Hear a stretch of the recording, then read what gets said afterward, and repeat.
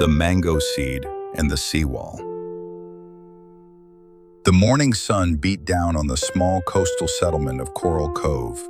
The air hummed with the familiar sounds of the ocean, waves lapping against wooden boats, the distant call of gulls, and the cheerful chatter of fisherfolk preparing their nets. But beneath the surface of this ordinary day, a quiet anxiety stirred. The tides, it seemed, were growing bolder, eroding the shoreline, threatening homes, and slowly swallowing the very land that sustained their lives. Among the villagers was a young boy named Bayou. He was no older than 10, with sun-kissed skin and eyes that sparkled with curiosity.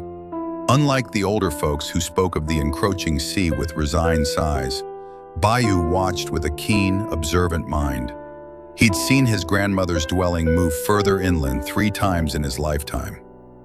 One sweltering afternoon, while sitting under the shade of a lone mango tree, Bayou noticed something peculiar. A large, ripe mango had fallen, and a tiny green sprout was pushing its way out of the discarded seed.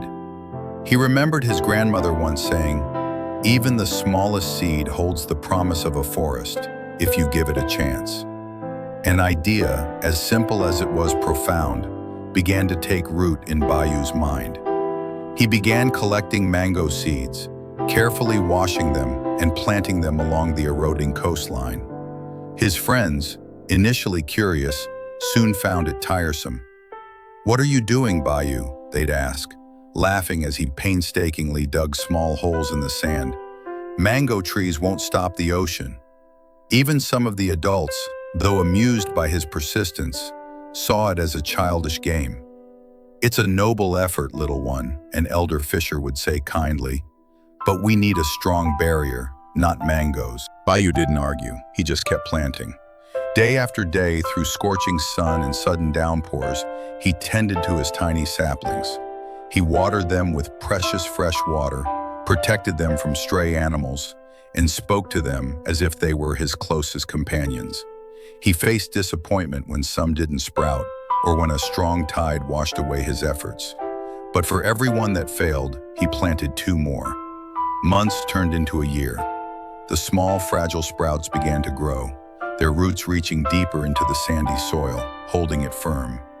Where there was once bare, eroding sand, a thin green line began to appear. It was barely noticeable at first, but with each passing season, the mango saplings transformed into sturdy young trees, their intertwined roots forming a natural barrier against the persistent waves. The villagers who had once dismissed Bayou's efforts now watched with wonder.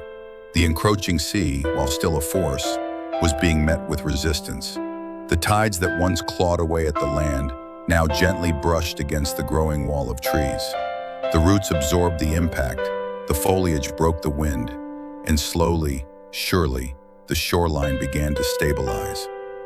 Bayou, no longer just a boy with a quirky hobby, became a quiet symbol of hope.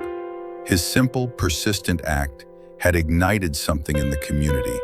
Inspired by his determination, others began to join him, planting not just mangoes, but other resilient coastal plants. They started small, community-driven projects to reinforce the natural seawall, using the wisdom of the land and the power of collective effort. The settlement of Coral Cove, once on the brink of losing its fight with the sea, found renewed strength not in massive concrete structures, but in the humble perseverance of a young boy and the tenacious power of nature. Bayou's story became a whispered legend, a reminder that sometimes the biggest solutions come from the smallest, most unexpected places, and that even a single seed, when nurtured with belief and effort, can turn the tide.